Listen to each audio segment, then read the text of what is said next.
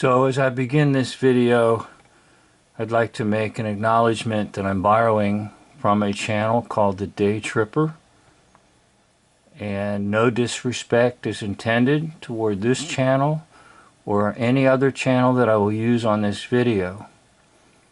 I simply use their channels for teaching purposes. I'd also like to acknowledge that at one time I was almost totally under the hoax lie system, and that if somebody was making a video like I'm making, I would immediately dismiss them.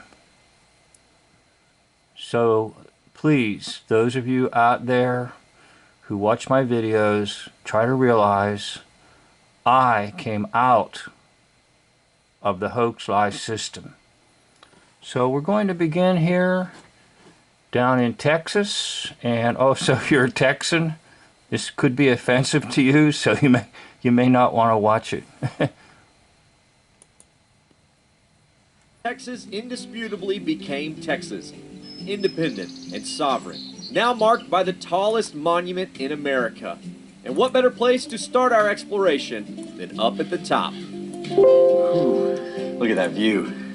We're hundreds of feet above the San Jacinto battlefield, which gives you the best perspective of the final battle of the Texas Revolution.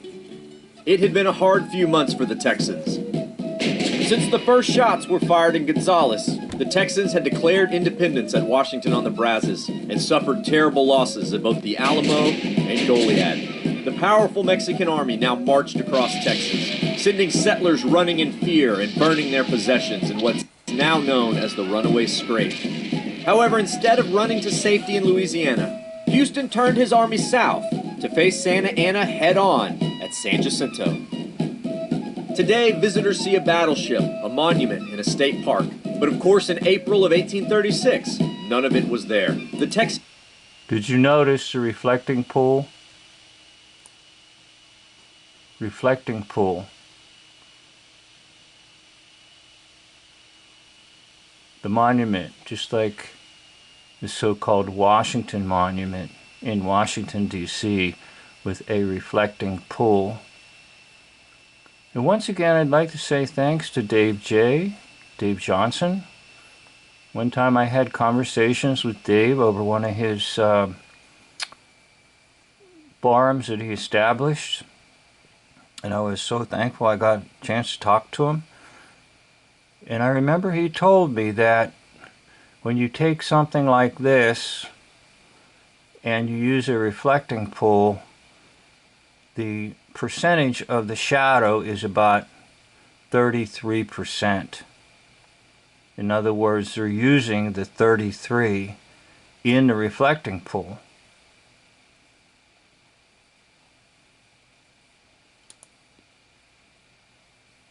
A monument and a state park. But of course, in April of 1836, none of it was there. The Texian army, numbering 900 men, camped west near Buffalo Bayou. Across the field, less than a mile away, camped the Mexican army, believing they had the Texans cornered. On April 20th, a small... Okay, now he didn't give you the estimate. The so-called estimate in the hoax story is maybe 1,300. So the Texans are supposedly outnumbered in hoax lie history. In other words, this is all fantasy, okay? Now you have to get that out of your head. That is history. It's fantasy.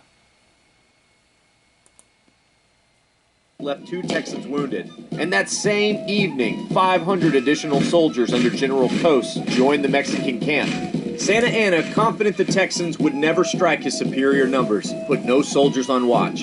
It would be his fatal mistake. At 3:30 in the afternoon on April 21st. Did you notice? 3:30 in the afternoon. Did you notice?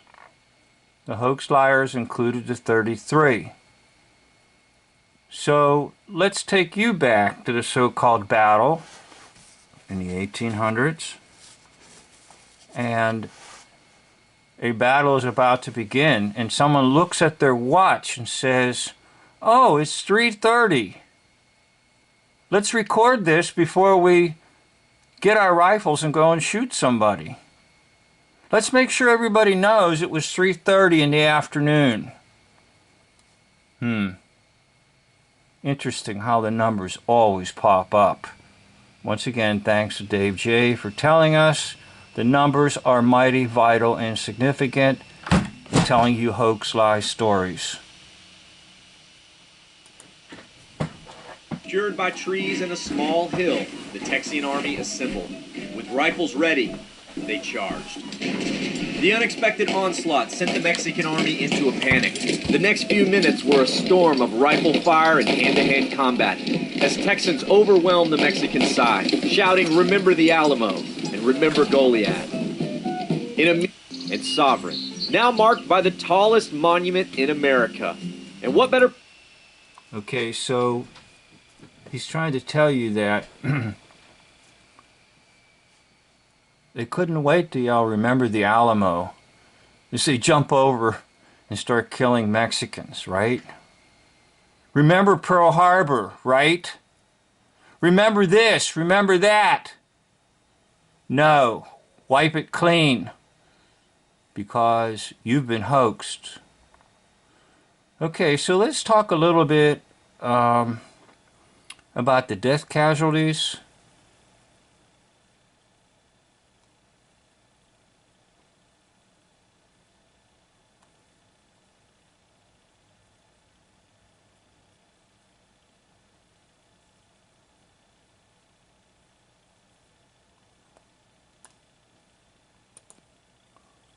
Under General Cos joined the Mexican camp.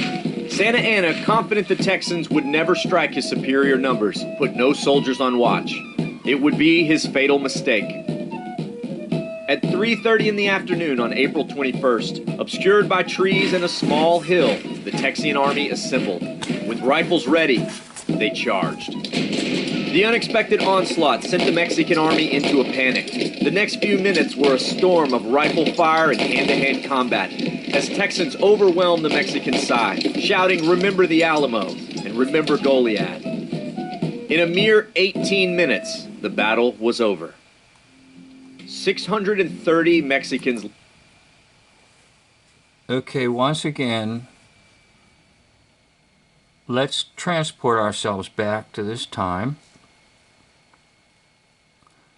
And I want you to know that I have assigned a timekeeper with a stopwatch. And as soon as the battle's over, the stopwatch is shut off, and he announces, "Oh, that battle is only 18 minutes." Or could it be a code to tell you it's all nonsense? Once again, if you take the 8 and the 1, that makes 9. And there's going to be a lot of 9s. Now he's going to announce the death toll for the Mexicans. 630 Mexicans lay dead, and only... Okay, take 6 and 3 makes 9. Now he's going to tell you only 9 Texans were dead. Only 9 Texans. One of the most decisive victories in military history. One battle ended a revolution that had been boiling for years. A people struggling for their independence finally had it. The grounds are covered with markers and stuff. Okay, now once again it resembles the Washington Monument, and we'll take a little video here to talk a little bit about the making of it. In San Jacinto, Texas. Jancinto Monument is one of the most recognizable symbols of Texas independence. It's certainly the first thing anyone sees when they visit the San Jacinto battleground. That's because the monument is massive. It's 567 feet tall, which makes it 12 feet taller than the Washington Monument. It's topped with a 35-foot tall star. The star has 9 points, so that a 5-pointed star can be seen from all directions. Okay, now try to realize that it's not a star. It's a pentagram. It's a pentagram used in witchcraft. The actual monument is a phallic symbol, an obelisk. The obelisk most likely is something of a symbol of the power of Nimrod, and the shaft of Nimrod, phallic symbols, and they dominate the land. And we acknowledge that there are three major phallic symbols that reflect the coming of the New World Order, and that is the Washington monuments and the Vatican, and in the city of London, the small city of London, not the major metropolis. So each one of those phallic symbols reflects something of the New World Order. Now this obviously is a little bit bigger than the Washington Monument, and as she mentioned, it's the tallest monument, freestanding monument, I think, in the United States. So you need to know something, and what I'm about to tell you may shock you, but I do like to shock people.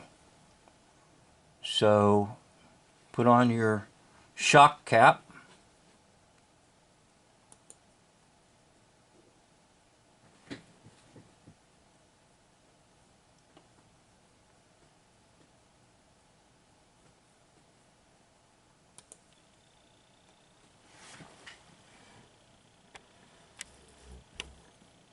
Now on your left is Santa Ana, Saint Anne. Actually, it's Lopez something or other, supposedly the Mexican general in charge. And on your right is Colonel Henry Morgan. Now, Morgan plays Santa Ana. What do I mean? Well, the major clue that brought me to this conclusion is that the Battle of San Jancinto was fought on his plantation, Morgan's plantation. Now that's a clue. Researching the hoax called Civil War of the United States, the opening battle and the closing battle is fought on land owned by a major mason. In other words, they're stages. So there could have been people dressed up like Mexican soldiers and Texans and firing some muskets in the air and so forth, just to rouse the population. But it was his plantation. Now, I'll have to show you evidence, and I have to talk a lot more yet, because people are going to refute this almost immediately. That he played Santa Ana. That's that dull role. That's that split persona that I've talked about in some of my other videos. So I have to take you to a book and to show you that this gentleman here was simply just a real estate conglomerate who was buying up property everywhere. And that's all he was, and he was a mason. So I have to take you to a book.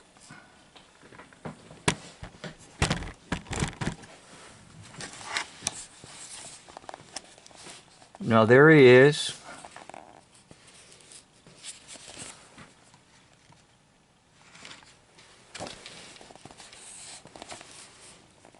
And this paragraph right here will tell you that the Battle of San Jacinto was fought on his plantation. Now, none of the history people are going to use the word plantation, and none of them are going to connect it with Mr. James Morgan. I think I said Henry, so...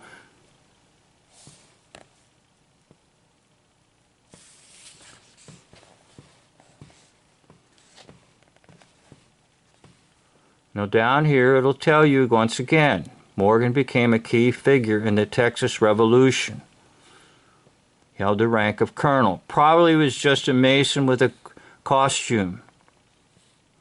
The culminating battle of the Texas Revolution, San Jacinto, was fought on his plantation.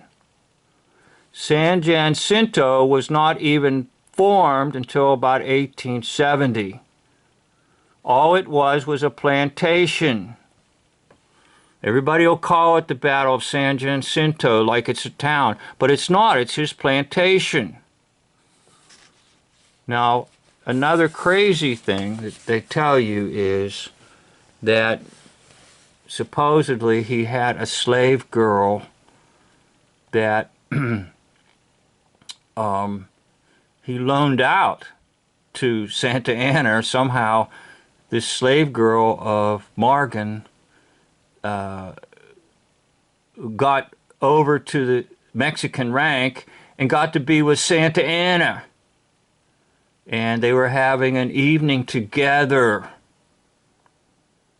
And while Santa Anna is busy with the slave girl, Sam Houston attacks. And supposedly he comes out of the tent with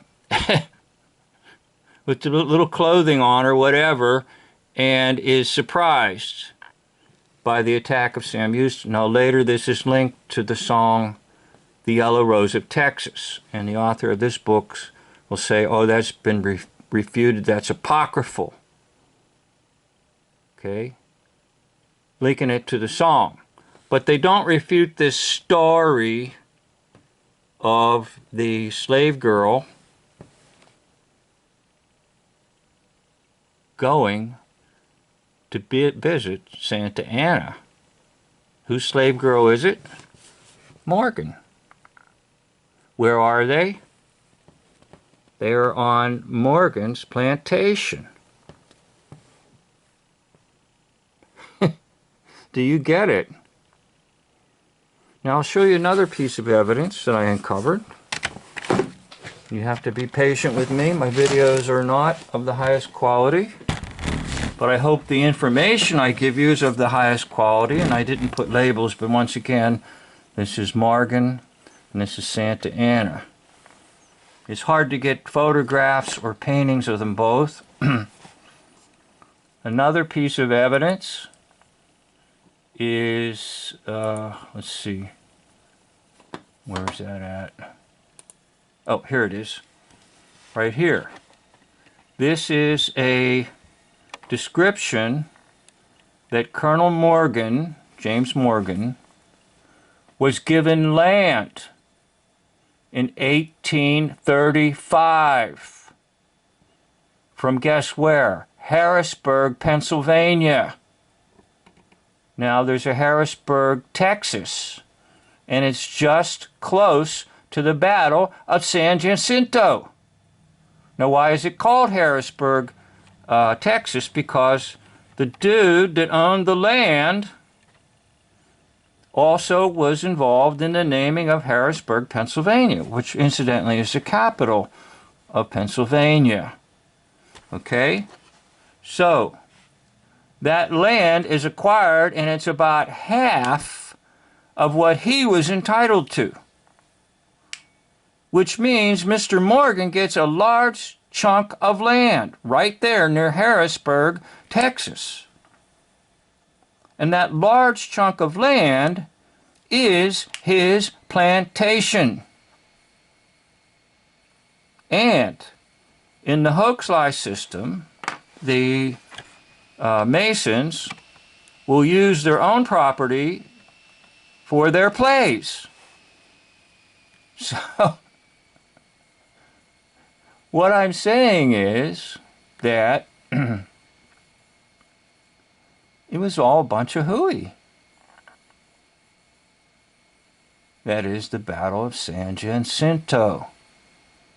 And there never was a villain by the name of Santa Anna, Saint Anne Lopez. And that Colonel Morgan acquired a large sum of land, which I believe was about 1,600 acres or something. I'm not sure. I saw it somewhere else. But this document will show you that he was a landowner, big time. Now, if you watch some of these other people trying to explain things to you, such as maybe this one or any other one, they will tell you that the land was owned by a McCormick, an Irish immigrant. Now, they'll never mention the name of Morgan. Never. Now, I'm not going to doubt that there were McCormicks on the land, because they would have been part of a plantation and an effort to bring in immigrants to support the plantation. A large number of Irish immigrants. But the landowner was none other than Morgan.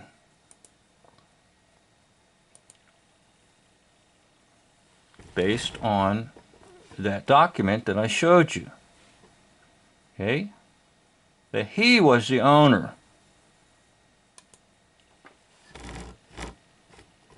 of the land where the battle was fought. Now, do you really believe that they couldn't wait to kill more Mexicans? Because as the story continues, they will say that as the Mexicans are fleeing, the Texans can't wait to shoot them down in cold blood. And hence, a day later, they will find Santa Anna, who disguised himself as just a regular soldier. And they capture him, and they hold him prisoner, and so forth, and that's so they can drive the rest of the Mexicans out of the territory. So the very next day, they capture him? And then they have that historic spot where supposedly Sam Houston defeated him and he surrendered, and the Mexicans are beginning to flee Texas. And Texas belongs to Texas. Anytime you see these huge monuments like this,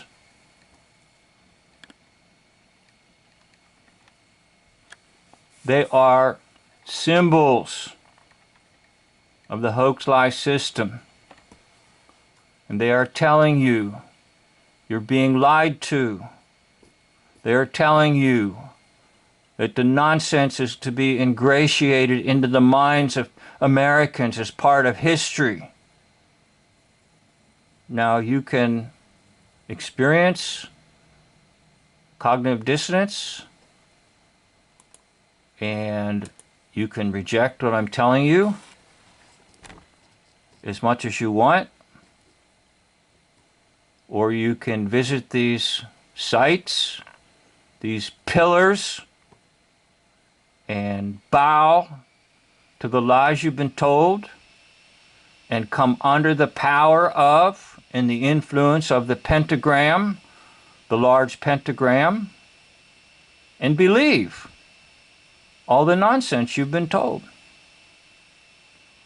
Or you can let go of it and say, that was me at one time. By the way, that's not me. Walking the halls of museums, talking to museum curators, and letting the so-called artifacts speak to you and tell you nonsense. And there's a ring, by the way, of Sam Houston and his mother engraved in it, honor. By the way, that's a whole nother category. Talk about Sam Houston. But anyhow, The Battle of San Jacinto was nonsense.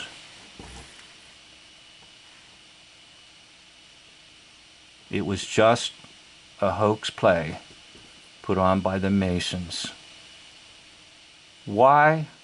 Probably to just cover up the fact that Mexico just basically sold the land to some people, and they grabbed it, and one of them would have been Morgan, because he was basically a real estate agent, and he didn't want anybody to know the truth of the matter. That's why Texas was so-called independent for about 10 years before it became a state, because it was a land grab. Well, there's Sammy Houston over there.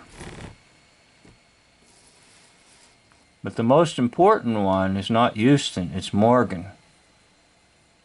Because Morgan was the one who orchestrated the whole thing. There's your symbol.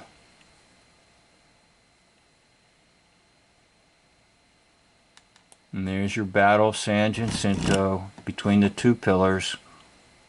What more evidence do you need? You've been lied to.